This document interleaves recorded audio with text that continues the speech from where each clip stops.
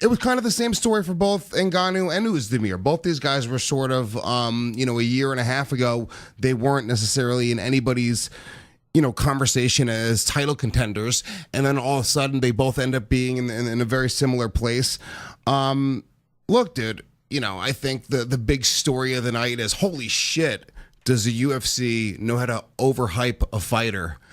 God damn it. Well, no, not really, because come on, I'll be honest, Ngannou deserved the hype. He came in and looked devastating. I'm not sure how long he was actually a part of the UFC. It wasn't long. It doesn't feel like a long time. I don't have that exact stat in front of me, but he was there. He was knocking people out. I mean, his last fight against Alistair Overeem, remember, this is a guy that's been around for a long time. Overeem, that is. Went out there, destroyed him first round, nearly took his head off. Before that, knocked out Arlovsky, submitted Curtis Blades, I think it was. Pretty much all finishes, and in devastating fashion. So really, yes, of course, the UFC hyped him. Of course, that's what they're going to do. If they want to sell pay-per-views, pardon me. If they want to sell pay-per-views, they're going to hype people. So you can't blame the UFC for that. And he kind of fast-tracked himself to that title shot by destroying everybody. And he looked super marketable, big, scary, fucking terrifying black guy. Just muscle on top of muscle, really terrifying looking guy. And this, the truth is the UFC wanted Ngannou to win. I feel like Stipe Miocic, leading up to the fight, he sort of implied that, I don't know if that he was disrespected, but there was some sort of, during the contract negotiation process, because was this the last fight in his contract? Who, Stipe? Yeah. I'm not sure about that, but Stipe was kind of annoyed in previous fights because obviously this microphone's right in front of my face. Should I move it down? You can move it down a little bit. Yeah, hold on. So this is where pre-production comes in. Yes, Stipe was pissed off because I think, what's his face? Overeem got more money than him, and there was somebody else. So he was kind of taking a stance for a while that he wanted more money, which obviously, as the heavyweight champion, I feel that nobody should get more money than the heavyweight champion. You are the baddest man on the planet. That is the moniker that they use. So he was a little pissed off about that. I'm assuming they made it right. I think he said on the Ariel Helwani show that he made it right. So yeah, anyway, going into the fight, all happy, money's good. Right. Ngannou's a beast. Physical specimen, as you say, knocks everybody out. But nobody was talking about Stipe. They were all talking about Ngannou. And I can kind of understand that. I mean, as I say, he's impressive. He knocks people out. But, it's crazy when you look at Stipe Miocic. He's knocked out the last 4 of his 5 opponents as well and knocked them out in the first round. Verdum, Overeem. Who was the last one? I don't know. He's knocked them all out. The only one that went the distance, was it a decision, was Mark Hunt. No, that was a stoppage late in the 5th round as well. So he's stopping everybody. He had a decision early with Junior Dos Anjos that he lost back in the day. But yeah, he's knocking everybody out as well. And I think that, look, if they fought 10 times, I think 2 or 3 times Ngannou might knock him out in that first round. I mean, he was... I don't know, Lewis. Come on. I mean, listen, at the end of the day, Stipe had the perfect game plan. Of course. He got caught with a few shots. It shows, number one, that Stipe can take a goddamn shot. Jesus Christ. Stipe's a monster. Because everybody else has fallen. He took a few of those shots, but he also slipped a few times. He did a great job of taking them down. I think the criticism, and criticism isn't a fair word because I'm a fan of Francis Ngannou, but if you want to talk about anyone, it's Ngannou that wasn't ready. And that wasn't ready because it was too fast. He wasn't ready because he was too hyped. He wasn't ready because Stipe was too good. And it's as simple as that. I mean, Stipe took him down almost at will. They were clean takedowns. Ngannou didn't sprawl much. His takedown defense against defense wasn't there. And the big point was the gas tank, man. Jesus Christ. I mean, don't get me wrong, Ngannou is a beast, as we all say, but at the end of the first round, that was it. It was done. And Stipe can go all day. I mean, that first round was exciting. I would score it for Ngannou, but at the end, he was visibly tired. And at the end of every round after that, Jesus Christ, it was like an extra from The Walking Dead at round 3. He was stumbling all over the place. He was so tired, And I guess that's because Ngannou was a victim of his own success. If you're the type of person that goes out there and knocks people out in the first round, then I guess you're not going to do much cardio. You know, as I say, a victim of your own success. This fucking microphone, man, is right in my way.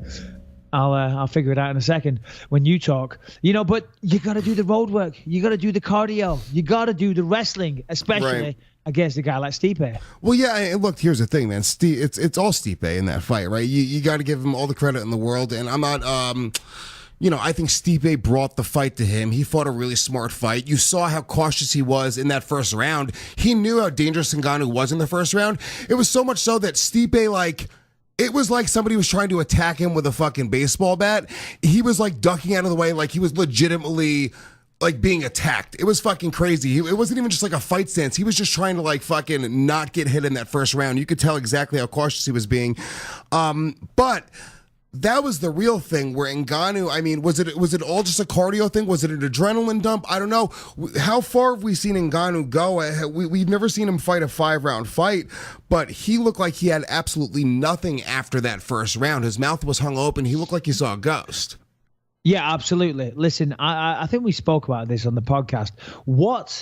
And I'm not criticizing him, by the way, for taking the fight, because if you get offered a world heavyweight title fight and you're that good, you take it. You take your opportunities, especially when, you had a tough background coming from Cameroon, and the story is not too long ago he was homeless. So, in those circumstances, of course, you take the opportunity of fighting for the world heavyweight title. But obviously, everything is 20/20 in hindsight. But if he could do it all over again, and I spoke about this, what he should have said, or his manager should have said, is don't take the fight, or take the fight, but take it in 6 months, okay? And I want you to go out to Bulgaria or Russia or even somewhere in England that has a wrestling camp and learn to wrestle. And do some jiu-jitsu as well, because his ability to get back to his feet, his ability to stop a takedown wasn't there. I mean, of course, actually, in the first round, he did okay. But as he got tired, it was just easy to take him down. And I think it's because of the lack of wrestling, or the lack of throwing somebody off and getting used to that wrestling conditioning made him so tired. Ngannou is no stranger to throwing punches, but it's a completely different energy system when somebody's trying to take you down. Wrestling is the hardest part of MMA. It's the hardest thing for injuries, and it's the hardest thing physically, stamina-wise.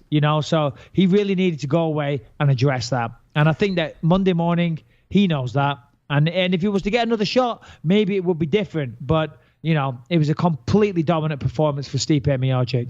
Yeah, and look, here's the thing. He's such an impressive specimen, and the heavyweight division is so thin that, 2 or 3 more big knockouts against big name fighters. That's it. He could be right back there again. It's and the truth, and the reason I say, he could win that fight 2 or 3 out of 10 times. It's just a style, dude. If he hits him, and he can hit him, it's not like Stipe, is this unbelievable, crazy striker who just is impossible to hit. No, he did get tagged a couple times. He got tagged a little bit later on in the fight where I was really surprised about, and he actually looked, I remember it was like the 3rd or the 4th round where Ngannou looked like he was just stiff and dead and flat-footed, and he hit him with one, and it still looked like it hurt him. It still looked like it did a little bit of damage. I'm just saying that story could easily be sold again, and they could easily sell a rematch. They could sell another fight with Ngannou versus somebody else. Just stylistically speaking, he can knock out any given guy any given Sunday. Yeah, for sure. I mean, they could easily reschedule that fight. All that's going to happen is that, Ngannou has got to go away, knock out a couple of people that can't wrestle well, and all of a sudden he's in line to fight for the belt again. And this time he needs to go away, work on his wrestling. If he does that, that's how they can sell it. They can say, he was dominated in the first fight. Since then, he has worked on his wrestling, like a madman, or however you want to phrase it for the sake of a promo. Don't word it that way because that sounds shit. But you know what I mean? And if you do that, it gets the buyer interested again. A little too far too soon. Remember, Stipe was raised in Cameroon, did most of his training in France, or maybe spent time in France. I'm not too sure. I'm not an Ngannou background expert. Sue me. But, my point is, there ain't no wrestling in France. There ain't no, or there's not much, so he needs to learn to wrestle. Simple as that. Yeah. Well, heavyweight, the heavyweight division, Ngannou kind of made it look exciting for a minute. I was kind of buying the hype train a little bit. Yeah, me too. Everybody was. But now Cain, I guess, in Cormier's post-fight speech, we could talk about Cormier's fight as well, obviously. But no disrespect to Daniel Cormier. Just to be honest with you, Oezdemir, he basically shit the bed. It was. Hold on, just stick with the heavyweight fight for a second. Okay. Because you're right. You mentioned Cain Velasquez there. Yeah. And let's not segue to that one just yet, because I think Cain Velasquez is. When Cain Velasquez is in shape, when Cain Velasquez has no injuries, he is the man, to be. He really is. I mean, he's so impressive to watch. Taking nothing away from Stipe, you just heard me say how much I respect and admire Stipe's abilities. But Cain Velasquez is the man that could really come in there. And if Stipe, even though he holds the record for the most successful title defenses, which is an amazing thing. But if he can beat Cain Velasquez, then there really is no question that he's the greatest of all time. Because he said on the microphone, he said, "Oh, I'm the best to ever do it," or whatever, and he probably is. But the only argument right now to that is Cain Velasquez. So Cain Velasquez, get your ass in the gym, get ready, get better, and that is the fight to see. And if that happens, as I say, Stipe is the man. Stipe is already the man, but he will be the man. Stipe, in my opinion, if you look at both their resumes, Stipe has already done everything that Cain has done and more by defending the title for the record amount of times and beating basically everybody that Cain has beaten. Who has Cain beaten that's like, oh my God, like holy shit, that Stipe hasn't beaten?